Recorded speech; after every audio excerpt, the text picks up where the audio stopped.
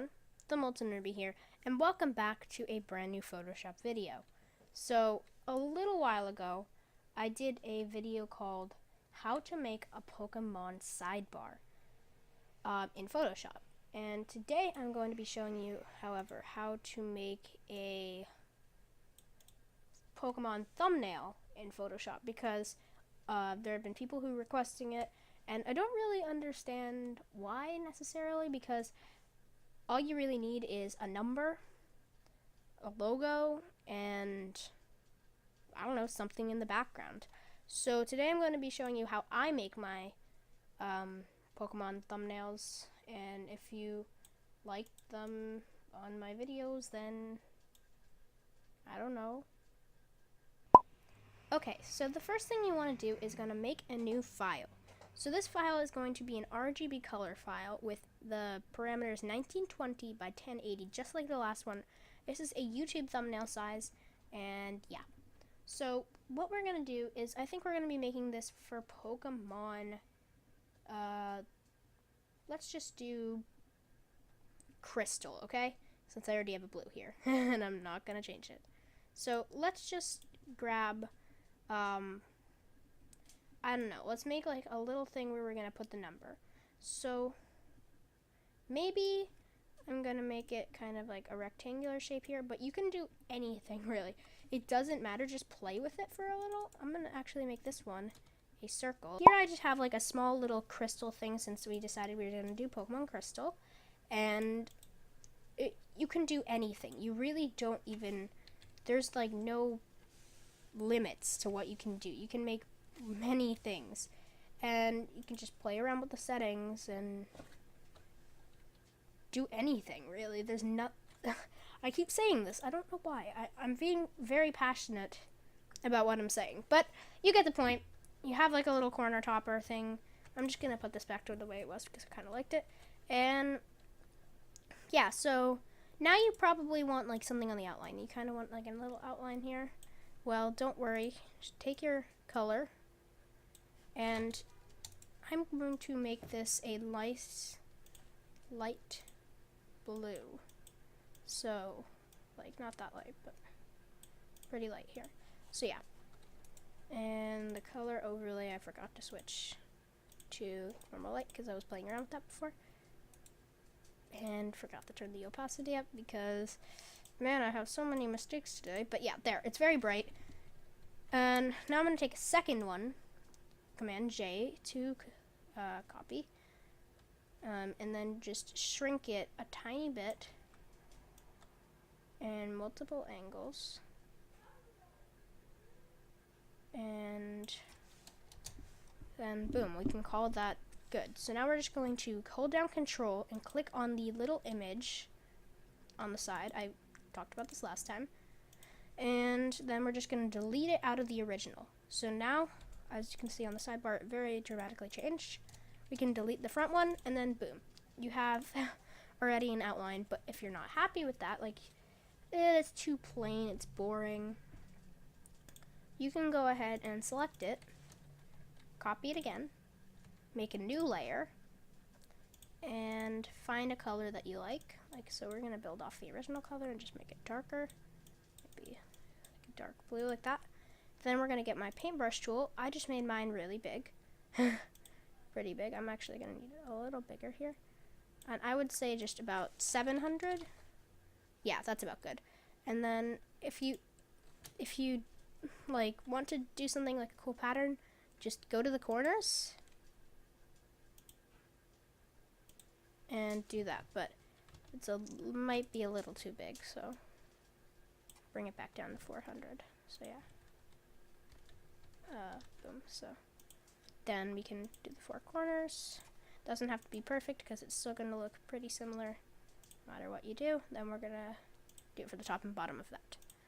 So now if I unselect the selected thing, yay! Now it looks really nice. So this is like really simple. You can do it in seconds, but comes out really nice. So yeah. Then you can merge the two layers and you're done with that. So there you go. Another thing you can do with this is you can bring the layer behind, so it looks like it's sticking out, but it's like it's in front of the font. So we want our starburst effect just to be white and black, so you can click this little symbol here and it will change it back to white and black. Create a new layer and then hold shift and go top to bottom. Now you're gonna select your gradient, go down to filter on the top sidebar. On a Mac, this will be on the very top bar. Click filter, distort, and you're going to click wave. So now this will mess up. It will look really weird, and if you click that, it's just gonna look all weird like that. So you're not gonna do that until you create a zigzag pattern. Zigzag? No, zigzag. But what you're going to do is you're going to increase this until it starts to look like triangles. Make sure you turn on square. I almost forgot that. Yeah, until it starts to look all shreddy and stuff. But then you're just going to play around with the rest of the settings until it looks semi stripey. So there, that's perfect, and it does look very stripey. So now I'm going to click OK, and it's going to give me this. Now this hurts my head a lot. So we're going to quickly change this by going back to distort and clicking polar coordinates.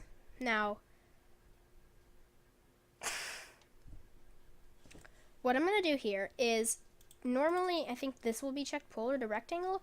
You want to click rectangular to polar, and this will create the starburst effect that you want. Boom. And now we have a starburst effect. So what I do is I make it really big, and I drag it over to a certain part on the screen. So I can extend this way, and bring it over here. So now, you're probably, if you're sitting at home watching this, you're like, but this doesn't look like what your thumbnails look like. So you're just going to go ahead and click either color dodge, or it doesn't actually really matter. And yeah, this is another way that you can do the thing that we had set up before, like this. Yeah, you can just overlay this and it would look kind of cool, but that's not what we're going to be doing. You can have multiply on, and then you can just lower the opacity, which is like what I do, but yeah, you can really do anything. And then we're just going to put this below all these. Oh, actually I haven't really. Okay, so now we have that picture, and what you're just going to do is you're going to scale it up.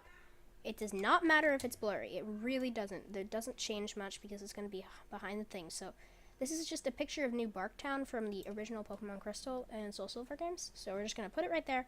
I like that image. Just put it behind the black and white starburst. And if you don't like how it looks, play with these a little more. Okay, so I'm happy with that. It came out really nice. And as you can see on my sidebar, I have brought in my Pokemon logo here. So here it is. I used this in a previous video. And you're just going to make it smaller, or however you want it to be.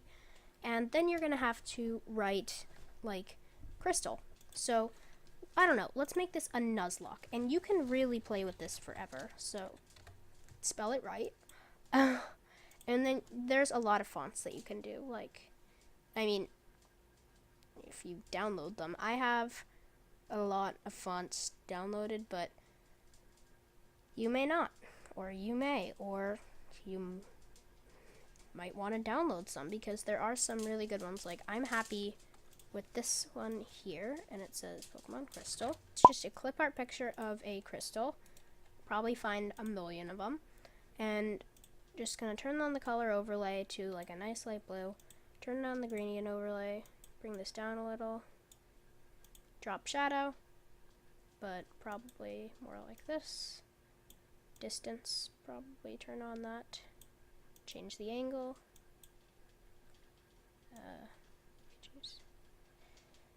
But yeah, there's again a lot of things that you can do with these crystals, but it really doesn't matter much what it looks like. And then you're just going to take this and size it and shape it and place it where you want to. So I'm just going to put one here, Command-J it, rotate it the other way, and put one here. Put the crystal in front of the crystals. Okay, so there's a lot of things you can do here. I'm just going to keep the crystal in front of the crystals. And then stroke. I'll use like a nice light blue. Drop shadow. Inner shadow. And I'm happy with that. So Pokemon Crystal. And then maybe I can play with the Pokemon a little. I do this in sidebars too, but not in my other for some reason. Yeah, you can just color overlay. Change it to like one of these. Again, I'm not going to mess with this for long this time. Maybe not. But then you can just choose one of these, yeah. And I'm happy with that. So now I'm going to change the stroke. Actually, I don't like that stroke, so I'm just going to turn off the stroke. And that looks done. So now that you have the little logo thing, you can go ahead and place it up in the corner here.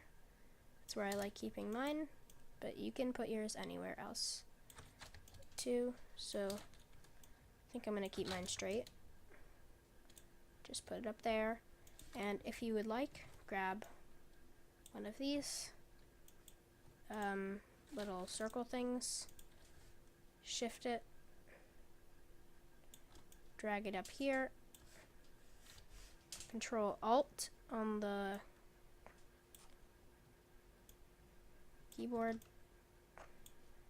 Yeah, and you can just mess with this or something. I don't know. It really doesn't matter. I don't even know what I'm doing right now, but yeah, just turn the opacity down, bring it up.